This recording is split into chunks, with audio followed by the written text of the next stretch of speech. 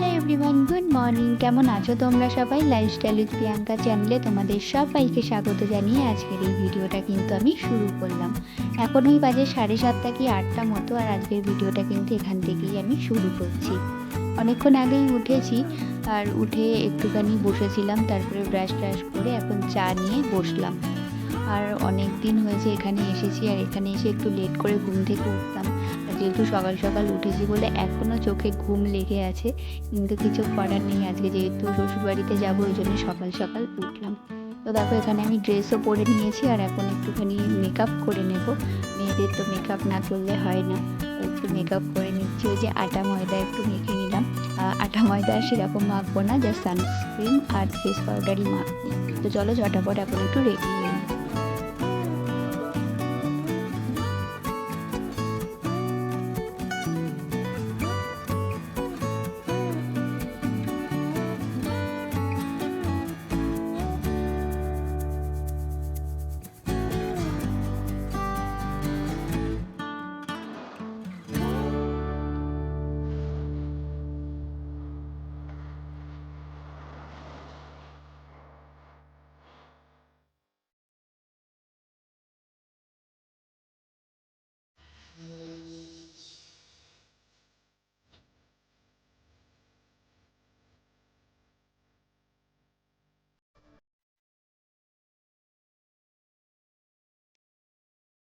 তো হয়ে গেছি রেডি। একটা সিম্পল কটনের কুর্তি পরে নিয়েছি। গরমে কটনের কুর্তিটাই আমার বেস্ট বলে মনে হলো, তো একটা কটনের কুর্তি পরেছি। আর একটু হালকা মেকআপ করে নিলাম। মেকআপ তো কী করেছি তোমরা দেখতেই পেলে।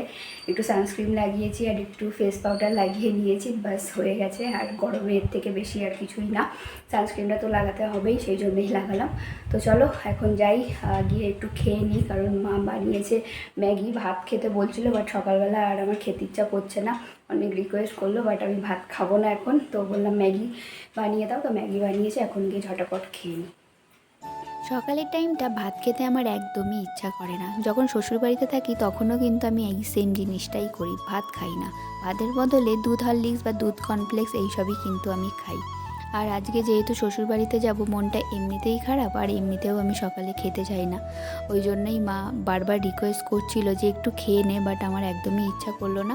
তো আমি বললাম একটা ম্যাগি করে দাও, তো একটা ম্যাগিই খাচ্ছি। মা বললো দুটো করে দিতে। দুটো করলে কি হয়, অনেকটা বেশি হয়ে যায়, অতটা খেতে পারি না। আবার একটা করলে কম হয়ে যায়, এই একটা সমস্যা। তো আমি বললাম একটাই করে দাও, ওইটুকুই আমি খাবো, এর থেকে বেশি আর খাবো না। তো এই একটা ম্যাগি খেয়ে একটু জল খেয়েই কিন্তু বেরিয়ে পড়বো।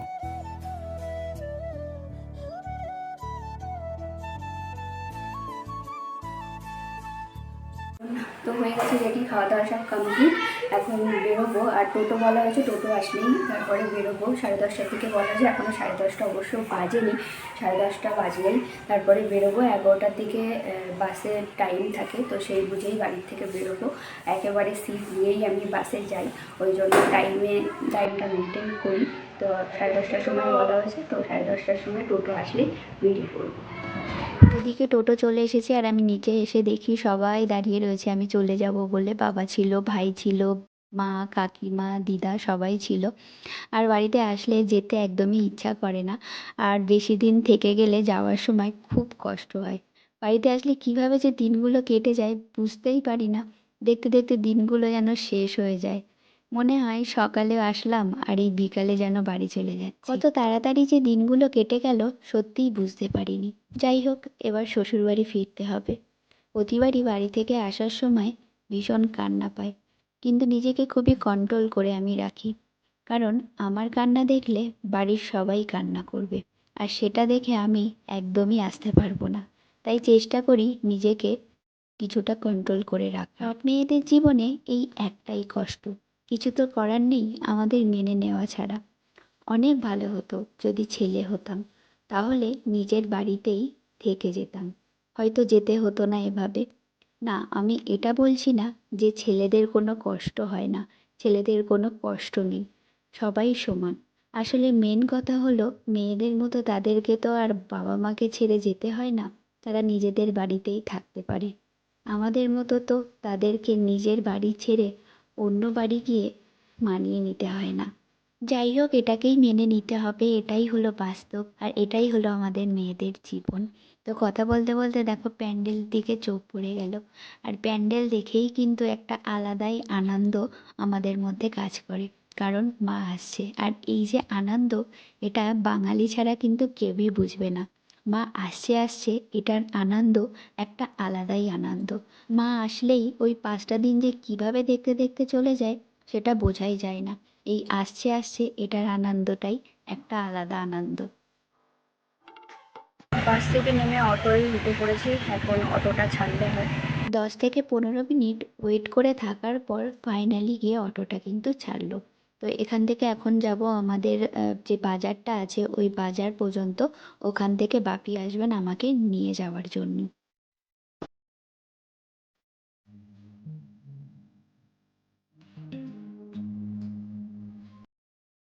তো এই জাস্ট বাড়িতে এসেছি, আর বাড়িতে এসেই আগে বাড়িতে ফোন করে দিয়েছি যে পৌঁছে গেছি ঠিকঠাক মতো।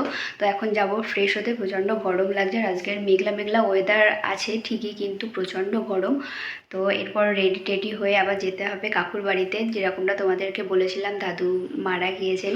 তো কালকে তো স্যাদের খাওয়া দাওয়া সব কালকে হয়ে গেছে, আজকে আবার খাওয়া দাওয়া আছে ওই বাড়িতে। তো ওখানে আবার যেতে হবে, মা ওখানেই আছে। তো আমি আর বাপি আপাতত বাড়িতে আছি।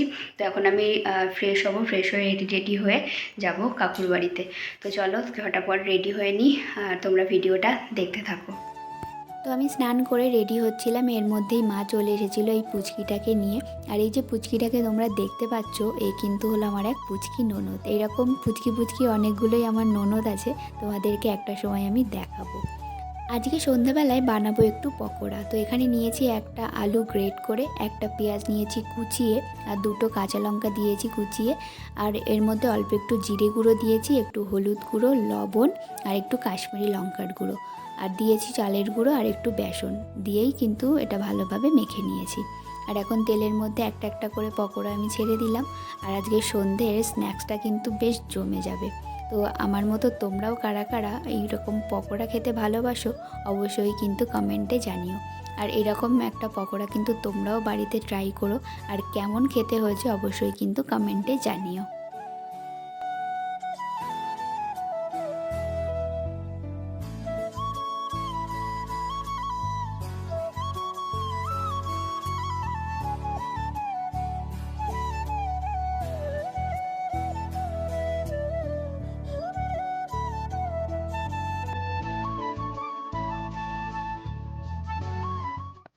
তো এদিকে কিন্তু আমার সব পকোড়াগুলো ভাজা হয়ে গেছে, আমার পকোড়া কিন্তু একদম রেডি।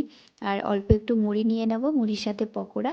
আর এদিকে চা বানিয়ে নিয়েছি, মায়ের জন্য লিকার চা আর আমার জন্য হলো দুধ চা, আর 2টো বিস্কুট নিয়ে নিলাম। তো চাটা খাওয়ার পরে চলে এসেছি ঘরে। আর যে ব্যাগটা নিয়ে গিয়েছিলাম বাবার বাড়িতে, তো সেই ব্যাগের থেকে জিনিসপত্রগুলো এখন সব নামাবো, নামিয়ে শোকেসের মধ্যে আর ড্রেসিং টেবিলের মধ্যে কিন্তু সব গুছিয়ে রেখে দেবো। একার জিনিস জায়গায় রাখতেই আমি পছন্দ করি, আর ব্যাগটাকেও তো গুছিয়ে রেখে দিতে হবে, ওই জন্য ভাবলাম ব্যাগ থেকে সব জিনিসপত্রগুলো নিয়ে জায়গার জিনিস জায়গায় রেখে দিই। তো এখানে জামা কাপড়গুলোও সব বার করে নিয়েছি। আর মেকআপ বা স্কিন কেয়ারের যে জিনিসটা নিয়েছিলাম, এই যে হোয়াইট কালারের ব্যাগটা দেখতে পাচ্ছ, এর ভিতরেই কিন্তু আমার সব থাকে। তো ওটা রেখে দেবো ড্রেসিং টেবিলের মধ্যে সব কিছু। তারপরে সানগ্লাস যেগুলো ছিল সবই সব কিছু জায়গা মতো কিন্তু গুছিয়ে রেখে দিলাম।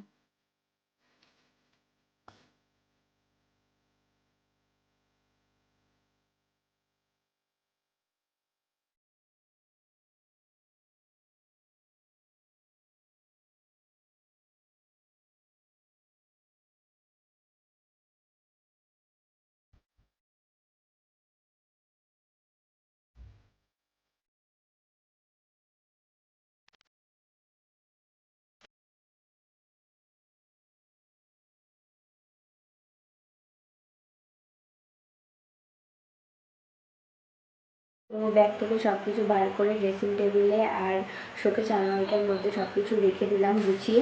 আর তোমাদেরকে 2টো জিনিস দেখানো হয়নি, জন্মাষ্টমী মেলাতে গিয়েছিলাম, বাড়িতে গিয়ে তোমরা দেখেছো। তো ওখান থেকে 2টো জিনিস কিনেছিলাম, তোমাদেরকে আর সেটা দেখানো হয়নি। তো ভাবলাম দেখাই, ব্যাগ থেকে যখন বার করছিলাম তখনই মনে পড়লো। তো ভাবলাম তোমাদের সাথেও একটু শেয়ার করে দিই ওখান থেকে কী কী কিনেছিলাম।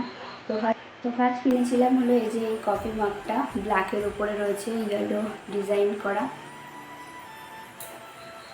আমার দেখে বেশ পছন্দ হয়েছিল। আর আমার কাপের প্রতি মানে কফি মাগের প্রতি আমার একটা আলাদাই ভালোবাসা রয়েছে। যেখানেই যাই না কেন কফি মাগ দেখলে আমার কিনতে ইচ্ছা করে। অনেক সময় হাজব্যান্ডের তো অনেক সময় হাজব্যান্ড তো আমাকে বকাও দিত যে এত কফি মাগ দিয়ে তুমি কী করবে। আমার বেশ ভালো লাগে কফি মাগ দেখলে। তো ওখানে গিয়ে এটা পছন্দ হয়ে গেছে। তারপরে রয়েছে ব্ল্যাকের উপরে, ব্ল্যাক একটু আলাদাই ইমোশন আমার, তো ওই জন্যে নিয়ে নিলাম, একদম চিন্তা না করে নিয়েছি এটা। তোমরা জানিও অবশ্যই এটা কেমন হয়েছে। আমার কিন্তু বেশ পছন্দ হয়েছে এটা।